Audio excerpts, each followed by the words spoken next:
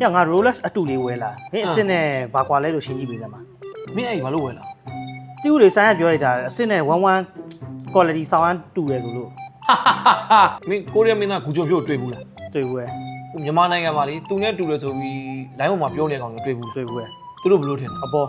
အေးအဲ့လိုပဲဒီနာရီကဂူဂျွန်ဖြို့ဆိုရင်မင်းရဲ့နာရီကအဲ့လိုကောင်းပဲတအားတူလာပြီးမှန်တာမင်းနိုင်ရတော်တော်ကိုချတာ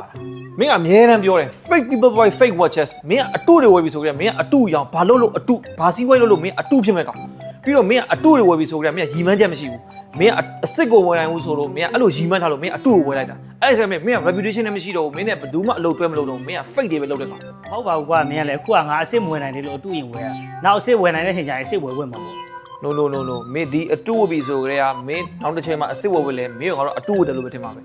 ဒီအမမို့မင်းအလုပ်လုပ်တယ်ဆိုလဲငါတို့မင်း fake လုပ်တယ်လို့ပဲထင်ပါပဲမင်းတို့ငါတို့တော့ယုံကြည်မှုမရှိတော့ဘူးငါတို့မင်း fake ပဲဟာအဲ့ဆိုငါဒီနာကြီးကဘယ်လိုလုပ်ရတော့မှာမင်းကအမိုင်မုံတွေ့တော့အမိုင်မုံတောက်ရတယ်တော့ဟိုခုနားလေးအဲ့ကောင်းမို့အကောင်းမို့မှာအဆုတ်ရှိအဲ့အကောင်းနဲ့မထင်မင်းကအကောင်းနဲ့မတောင်အမိုင်မုံအဆုတ်ပဲပေး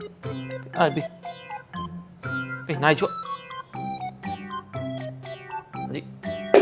ဝတ်နဲ့အဲ့လိုနောက်ကဒီလိုလိုက်မင်းကအမြဲတမ်းပြောတယ် fake people ပြောနေလားကွာဆဲတယ်ဘူး